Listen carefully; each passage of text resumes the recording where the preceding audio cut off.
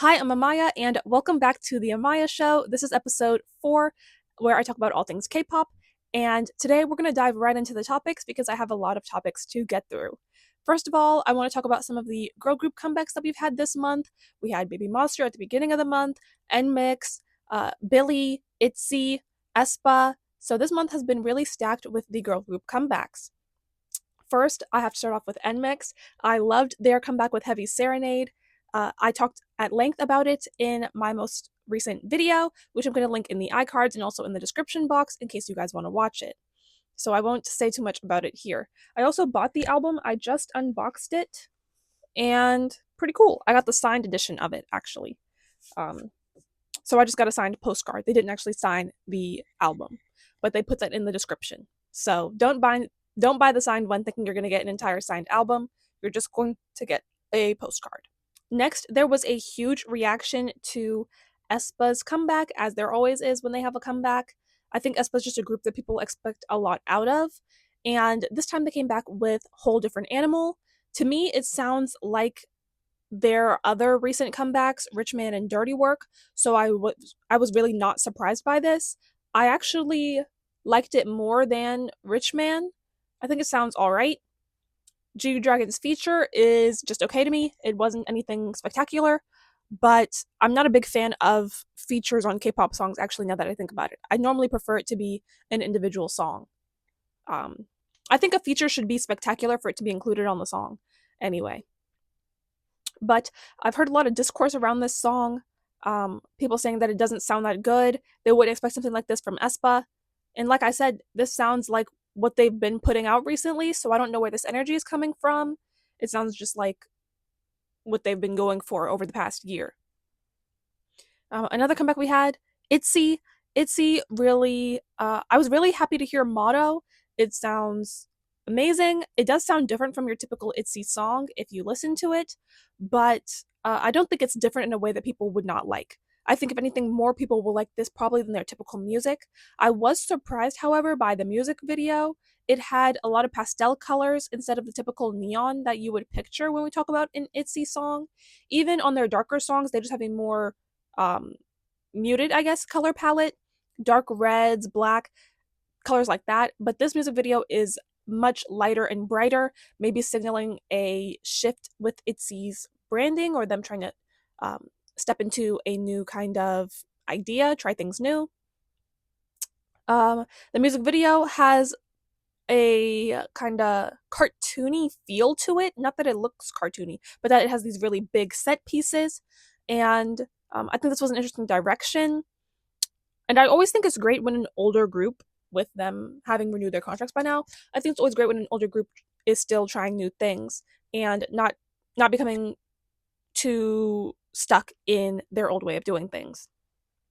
So I think Motto is a pretty good song for Itzy. Next thing I want to talk about, Aespa also has another title track that's going to be coming out. So I have not heard any teasers for this song as of yet. I don't anticipate it sounding similar to WDA. I think that would just be redundant. So I believe they would go with something different for their second title track. Otherwise, it would kind of kill the purpose of having two. I also want to touch on Sserafim's comeback. This month, they will be releasing their second full album, and they've been around for 4 years now. So this is kind of uh, an important project, I guess. Now that I think about it, it's kind of NMIX only has one full album, but they did spend a lot of time kind of getting into who they are. So I think that makes sense. Sserafim, I think, is a kind of a similar group with navigating who their group identity. So I think this album will do a good job of bringing in who Sserafim sees themselves as and who they want to be in the future. Additionally, I actually listened to the previews for some of the songs that are going to be on this album, and they all sounded pretty good to me. And as I've said previously, Sserafim's music is kind of up and down for me, but I think I'm going to give this album a listen in its entirety, and I'll probably give you guys a review on that. I think Sserafim is just a group that I find really interesting because they have been through so much in, well, 4 years is, if they don't renew, that would be half of their career. So that actually is a long time to be together as a group. but they have been through a lot in 4 years. They have members who came from different previous experiences, which makes them really interesting to look at. They are kind of a trend focused group. So their comebacks always attract a lot of attention, even if we don't know what they're going to sound like. For me, when their music is great, it's amazing. And then when it misses, it's just kind of okay. So I think Sserafim is the type of group that always keeps you coming back. And I look forward to their second album. However, Boompala, I don't think I'm going to like it. I am getting celebration vibes. And uh, although the hook that we've heard so far is catchy, I don't think it's something I'm going to choose to play on my own, but I will still stay tuned for when the music video drops to give my full opinion. In a similar vein, I want to talk about music shows now. A group that I've been following for about a year now, NextZ, just got their first music show win with Unchik. This was with their fourth comeback. And if you don't know who they are JYP's version of And Team or NCT Wish. Actually, they may have come before one of those groups. It's not like it doesn't really matter. They're just a Japanese group that also promotes in the K pop market half the time. So I wanted to talk about voting on music shows. And this is also relevant with me talking about NMIX. People are, whenever a group is nominated on a music show and they're really close, fans are always really rallying, trying to get people together to vote for them on music shows. For me personally, I do not vote on music shows. I remember when I was first getting into K-pop, SF9 was nominated on some show, and I looked up the process to vote. I downloaded one of the apps, and then it was just so. Uh, First of all, it looked time consuming to me. I think I had to download the app, and then I had to watch ads. You could use some coins or something to pay to vote, and it seemed like too much, and I got confused and I deleted the app and I never voted again on anything. I'm asking you guys, you can let me know in the comments, do you vote on music shows? And do you vote on other things either? I know there are some award shows where fans can vote with their tweets. There's also, um, like on competition shows, even when I'm watching a survival show, I'll always have a favorite, but I've never voted on a survival show. I'm kind of just a viewer. And I think that kind of enhances the experience for me because I would probably care more about the show if I did take time out of my day to vote. But at the same time, I would also be more emotionally and I would care more and be more emotionally involved. So I would feel more upset when my favorite not member, when my favorite trainee doesn't make it. I would be thinking about the show like more time than I would dedicate more time to the show. It would be something that I was just more involved in generally. And I kind of like the way that I am now, where I'll watch some shows, but I'm not super involved in the lineup until they're finalized because I don't. If my favorite member doesn't make it, and I've been voting for like 10 weeks watching this show, I would be upset at the end when my favorite member is not in the group. And this is also why I feel like, well, first of all, I've noticed that a lot of the major K-pop companies, when they do shows now, don't let fans vote. So for sure, I know this with JYP because I don't want to say since 16. I don't know if they had people vote on the Stray Kids show. I know Itzy was kind of formed behind the scenes. So what's the most NMIX? They did not do a survival show for Loud. Loud, I think, is the last show where they let fans vote. And that was the group that formed Kickflip several years before they ended up debuting. I have two videos actually where I talk about those. One video on the new Six and one video on survival shows in general. I'll link those in both those places, iCards in the description box as well if you guys are interested. But since then, I don't think JYP has done a survival show where fans could vote. I'm not sure if fans could vote on Nizzy Project Season 1. I'm going to go on off on a limb here and say that they couldn't because I know that fans couldn't vote on Nizzy Project Season 2 and fans also could not vote on the A2K survival show. So it Okay everyone, my tripod died, but have no fear, I am back. So back to what we were talking about. I was actually kind of in a flow state there. So now I need to think about what I was saying. I said Um, shoot. What a shame. Oh, yes. I remember that fans could not vote on those shows. So I believe it's been several years since JYP has done a survival show where fans could vote, probably because of his experience on Loud, where fans just kept voting. Oh, I'll give a little rundown in case you guys haven't watched my previous videos on the topic. So Loud was a survival show with JYP and Psy. They were both looking to form one boy group under each company. And at the end of the show, they did this competition where either you voted for JYP's group or you voted for Psy's group. If, let's say, JYP's group won, then Psy would have to eliminate one boy from his group. So I think the situation basically became where it seemed like people were just voting for Psy's group regardless of their level of performance. So JYP had to continuously eliminate guys from their debut lineup. And they ended up saying in the show, basically, vote on the performance and not on who you like the most. So I believe that's why JYP no longer does survival shows where the public gets to vote. And what other K-pop company am I talking about as well? Oh, Hybe as well. Since Are You Next, I am not aware of a survival show Hybe has done where fans get to vote. Islet was formed before Cat's Eye. It's either Are You Next or the show that formed Cat's Eye was their last show where fans could vote, because they just did this show here. What's it called? Oh, the show for Prelude, World Scout Final Piece. Yeah, World Scout the Final Piece. I'm pretty sure that's what it's called. They just did that show where we could not vote because Sakura won. I don't know if you guys know that Sakura won, and she's been with the group for months now, and we could not vote. And also, we could not vote on Santos Bravos. So I'm pretty sure that maybe Hybe. I think Hybe is just no longer doing shows where fans get to vote, and that's perfectly fine.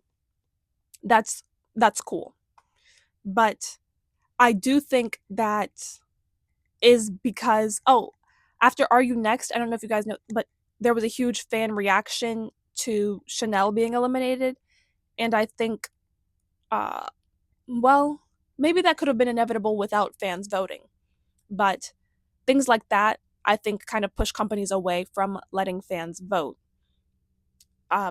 My original topic was asking, do you guys vote on shows? I don't know how I got to the point of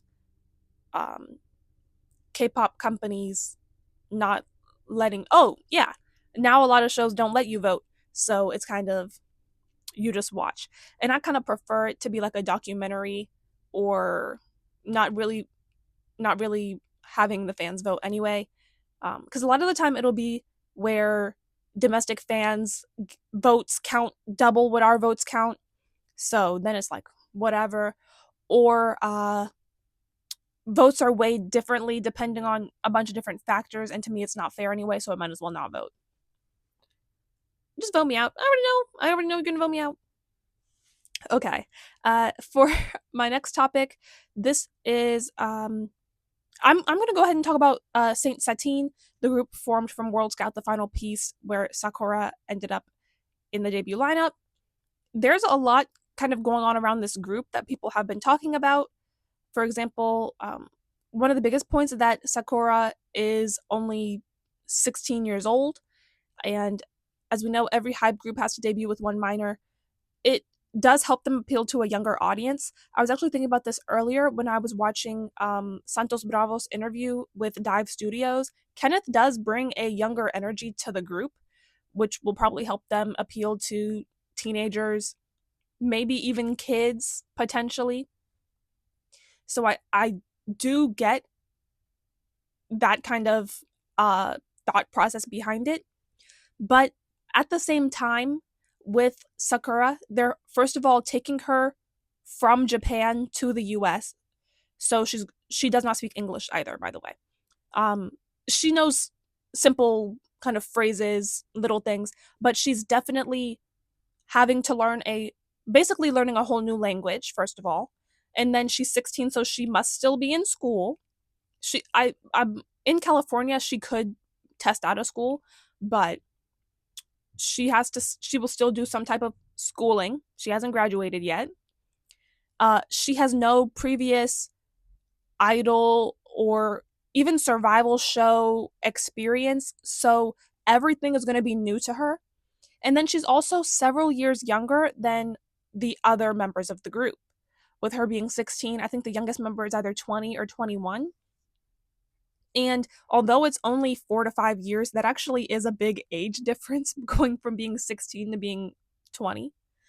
And since all of the other members have known each other for at least 2 or 3 years now, they have a bond that's already built before she even came along. Plus, the other members have been promoting as a 3 member group while Sakura was on the show. Well, while the show was airing. So it kind of does make her stand out as a kind of different from the other girls. Uh, so I I don't think that that's entirely fair to her to put her into the group with all of these different circumstances at one time. It would be one thing if she's just the youngest. One thing if she's just 16 and she already spoke English, and then she could be more acquainted to the accustomed to this environment. It's another thing if she's coming from Japan, she's a little older, so she could fit in that way. One thing if she had experience previously being in a group or something like that, so she knew the industry, but she really is going to be new to everything all at one time. Um, Another aspect of this is that uh, people were reacting to the group's music, reacting to their performances. I think their performances were fine. Um, a lot of comments like Ayana should have been in the group. Every time a survival show ends, we get comments like this. I don't think Sakura being in the group is actually going to alter anything. I think whatever they were going to do originally, they're still going to do. And honestly, I think with a little bit of training, she'll fit in just fine. I feel this way for almost anyone who's on a survival show, unless, I mean, the part that she was given, she did just all right. I don't think the group is not going to crash and burn because of her. She's going to fulfill her role and do it to the best of her abilities. And I think there's this thing whenever there's something new, it just becomes the hot topic and everyone wants to talk about it and speculate. Obviously, you could argue that that's what I do. But I think that with this, I'm kind of confused at the reaction to it because, first of all, I didn't even know that this many people were watching the show. Of course, I knew that it would have an audience. It's a hype survival show. I knew people were kind of interested in Prelude, but hearing all of the discussion around this group, I was like, what? Because I didn't even watch the show. I don't know where you would watch the show. I don't believe it's on YouTube. I think it's just for the Japanese market. That was something that kind of confused me as well because I get why they would go to Japan for looking for a member because the group previously did not have an Asian member, and that's something that Hybe obviously would prioritize uh, as a K-pop company. But I think the idea of going to one country in particular and saying we just want one person from this country, let's get someone. I don't know. I just think it was kind of interesting. Not that I think anything's wrong with it. It's just something that I haven't seen a company do before. And I think Hybe's one of the companies that's more open to maybe trying new things. So I don't I don't know. I've never seen a company do this just looking for one member, not looking to form an entire group. Yeah. Um and I think the songs that they promoted on this show sound all right. I don't see anything wrong with them. Party Before the Party, that was cool. What's the other song they did? Dance. I want to be like this. Okay, that was the one I just said. The other one was We Ride. I don't know if that was the name of it, but that was what they repeated in it. Yeah, that one sounded pretty cool.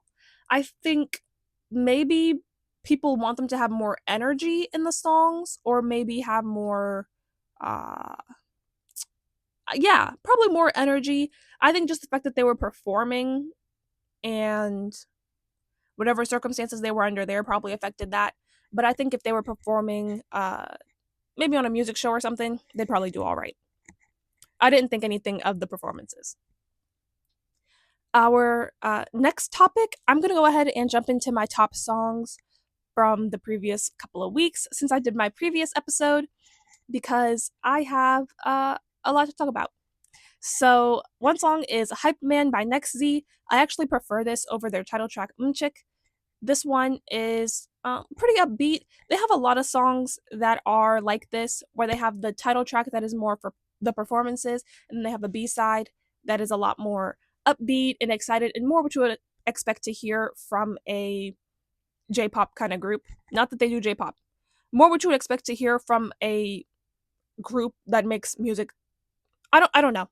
This it sounds more like the uh upbeat music that they make. And you guys know I am an NMIX stan, so I had to have a couple of their songs in my top song list. Different Girl, Heavy Serenade, and Loud are all up there. Again, I talked about them in that video that I posted, so check that out if you want more explanation on that. And why are those the only songs that I had on there? Oh, also a Boys Planet group made their debut within the last couple of weeks. It is Flare U. I think that name is kind of. I wouldn't name my group that, but I wouldn't name my group Antubal either. Antubal. Antubal. How are you supposed to say that? Yeah, a lot of names that I think aren't that good. But their song is called Way to You. Uh, I'm speaking about Flare U, by the way. Their song is called Way to You. It sounds pretty fine to me. Um, it's definitely like a classic K-pop song. There's nothing really crazy about it. You could listen to it 1,000 times and not remember the words. I don't remember any specific. I remember the choreography was pretty cute though in the beginning part, but I don't remember any of the specific words. But it's the kind of song that you could listen to all day long. And yeah, so back into my topics. This is one that was really on my mind a lot. Sserafim is selling a miniature camera with their new album, and this kind of got my attention because that is not a typical inclusion. And the camera is super small, guys. I'm going to give you the dimensions here. It is 10.2 by 30. Oh, wait. It's 10.2 centimeters wide, 0.3. Wait. Oh, goodness. Guys, every time I try to read something on here, I completely forget how to do it. It's because I'm converting millimeters to centimeters here. Okay. It is 10.2 centimeters wide, 3.5 centimeters tall, and 2.7 centimeters deep. It hangs on a keychain, and it is a working, functional camera. Hey guys, I'm coming back now that I'm editing to kind of clear some things up. First of all, I do not think it's a big deal that Sserafim is selling an album inclusion camera. First of all, the camera is not that small. I was kind of exaggerating here. I don't think I was really thinking about how small a digital camera is already.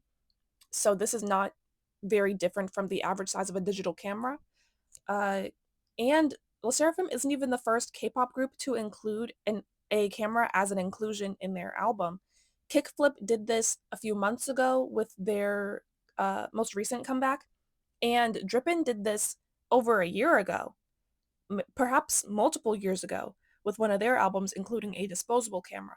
So this is nothing new. Sserafim may be the first girl group to do this, but I don't see why that would make a difference really.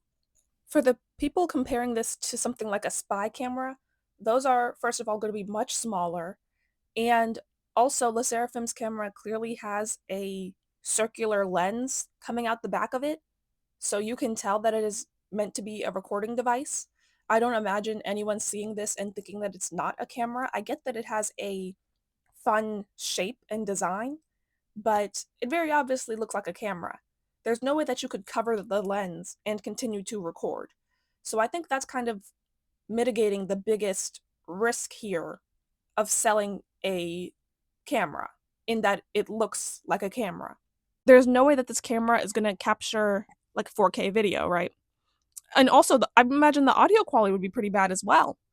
So definitely curious on that. But let us know. Let us know. I don't think they had any bad intentions behind it. I think obviously the idea was like fans will record and take pictures with our mini camera. And then I also have some channel updates, because it's actually we're 25 minutes into the video now. First of all, thank you guys so much for 1,000 subscribers. I saw it earlier today and I was like, what? That's crazy. So shout out to you guys. And also, I have a lot of videos planned.